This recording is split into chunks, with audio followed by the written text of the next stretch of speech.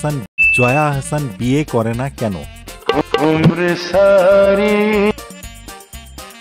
জয়া আহসান বিয়ে করে না কেন? মেয়েরা বেলতলা একবারই যায়, আর যাওয়ার ইচ্ছা নাই। আপনারা যারা যেতে চান তারা যেতে পারেন নিজ দায়িত্বে, আমার এত আগ্রহ নাই। মডেলিং, টেলিভিশন, নাটক ও চলচ্চিত্র মিলিয়ে 3 দশক ধরে বিনোদন অঙ্গনে কাজ করছেন জয়া আহসান। দেশের পাশাপাশি ভারতের কলকাতায়ও ধারাবাহিকভাবে কাজ করেছেন তিনি। এক যুগ আগে আবর্ত দিয়ে কলকাতার ছবিতে অভিষেক ঘটে তার। এরপর থেকে কলকাতার চলচ্চিত্রে নিয়মিত হয়েছেন।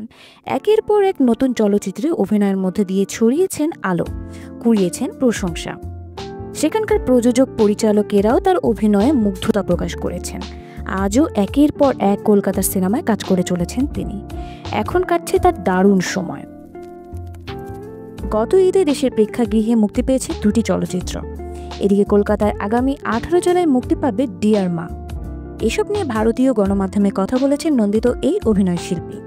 কাজ নিয়ে কথা বলার ফাঁকে উঠে এসেছে বিয়ে ও ফেলে আসার সম্পর্ক।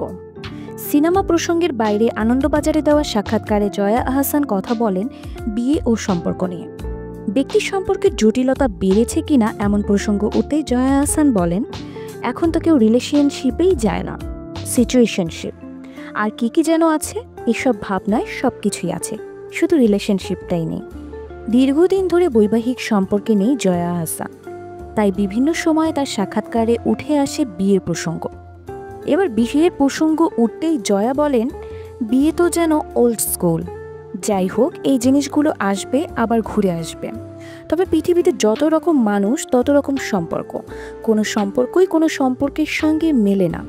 আমার প্রত্যেকটি ফেলে আসা সম্পর্ক খুবই গুরুত্বপূর্ণ, কারণ সেই সম্পর্কগুলো নিয়েই আজকের আমি। সব ছেড়ে ফেলে দেওয়া যায় না, ভুলটুকুও তো আমার, সেটা মনে সামনের দিকে চলাই উত্তম। এর আগে একা থাকার পরিকল্পনা প্রশ্নে জয়া উত্তরে বলেছিলেন, আমি তো কোনো কিছু পরিকল্পনা করি না। যদি মনে করি যে সিঙ্গেল থেকে ডাবল হতে চাই, দরকার আছে, তখনই হব। তবে এই মুহূর্তে আমার কোনো পরিকল্পনা নেই, কারণ আমি খুবই ভালো আছি, শান্তিতে আছি চারিদিকে। আমার আপাতত কোনো প্ল্যান নেই। তার আগে ভারতীয় সাময়িকী ফিল্মফেয়ারকে দেওয়া সাক্ষাৎকারে বিচ্ছেদ প্রসঙ্গে কথা বলেছেন জয়া। সে সময়ে জয়ার ভাষ্য ছিল, উত্থান পতন প্রত্যেক মানুষের জীবনের অবিচ্ছেদ্য অংশ, এটা যুদ্ধের মতো। সেই সময়ে আমার মানসিক ধারণাটাই পরিবর্তন হয়ে গেল। আমি পুরোপুরিভাবে কাজের দিকে দৃষ্টি ঘোরাই। সাধারণত সেই সময়ে মেয়েরা অনেক কিছু থেকেই বিচ্যুত হয়ে পড়ে, এমনকি ফোকাস থেকেও সরে যায়।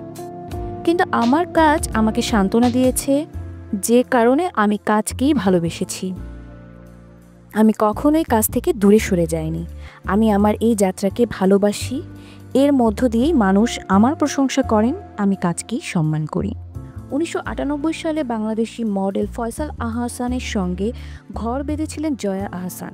তবে 2011 সালে বিবাহ বিচ্ছেদ হয় তাদের। তবে ঠিক কী কারণে তাদের মধ্যে বিবাহ বিচ্ছেদ হয় সেটা এখনও পরিষ্কার নয়। তবে এখনও তারা একে অপরের প্রতি সম্মান বজায় রেখেই চলেছেন। তাদের দুজনকে ফের এক হওয়ার জন্য বার্তা দিলেন ছাত্রলীগের নেতা। ক্যারিয়ার প্রথম দিকে জয়া খুঁজে পেয়েছিলেন তার মনের মানুষকে। সেই সময়ে তার নাম ছিল জয়া মাসুদ। ভালোবেসে বিয়ে করেছিলেন 90 দশকের জনপ্রিয় মডেল এবং অভিনেতা ফয়সাল আহসান উল্লাহকে। কিন্তু 2011 সালে 13 বছরে সেই দাম্পত্য জীবনের ইতি টানেন তারা। বিচ্ছেদের পর অভিনয় ক্যারিয়ারের দিকেই ফোকাস করেন জয়া। বাংলাদেশের সিনেমার পর তাকে দেখা দিয়েছে টলিউড এবং বলিউডের সিনেমাতেও। কী কারণে তাদের বিচ্ছেদ হয় তা এখনও কাউকেই জানাননি তিনি। জয়ার ওই কথার পরেই অনেকে অনেক রকম কথা বলেছেন। সেই সূত্র ধরেই জয়া এবং ফয়সালের বিয়ে ও তাদের বিচ্ছেদ নিয়ে ফেসবুকে পোস্ট করেছেন সিদ্দিকী নাজমুল আলম। তিনি জানান, ফয়সাল নিরেট একটা আপাদমস্তক ভদ্র, রুচিশীল, সাদা মনের মানুষ। তার সঙ্গে ফয়সালের দীর্ঘদিনের পরিচয় আছে, তাই তিনি আগেও জয়ার বিষয়ে অনেকবার খুঁচিয়েছেন ফয়সালকে। তিনি লিখেছেন, কিন্তু কোনো দিনই একটা নেগেটিভ কমেন্টস ফয়সাল ভাইয়ের মুখ থেকে শুনিনি জয়া আপার নামে। ঠিক তেমনিভাবেই জয়া আহসানও কোনো দিন ফয়সালের নামে কিছুই বলেননি। নাজমুলের মতে এটা হলো দুজন দুজনের প্রতি রেসপেক্ট। সেই সঙ্গে জয়া এবং ফয়সালকে নিয়ে নেতিবাচক গল্প না বানানোর অনুরোধ জানিয়েছেন তিনি। তিনি আরও লিখেছেন, ভাঙা খুব সহজ, ভাঙতে খুব মজা। তবে ভাঙার চাইতে গড়ার আনন্দ অনেক বেশি, যেহেতু তারা দুজনেই এখন আর কাউকেই বিয়ে করেননি, তাই আগুনে ঘি না ঢেলে এবং তিক্ততা আরও না বাড়িয়ে তাদের আবার মিল করিয়ে দেওয়ার জন্য সবার কাছে আহ্বান জানাচ্ছি। তার মতো সবার উচিত নিজেদের জায়গা থেকে পজিটিভ কথা বলে তাদের পুনরায় মিলিয়ে দেওয়া।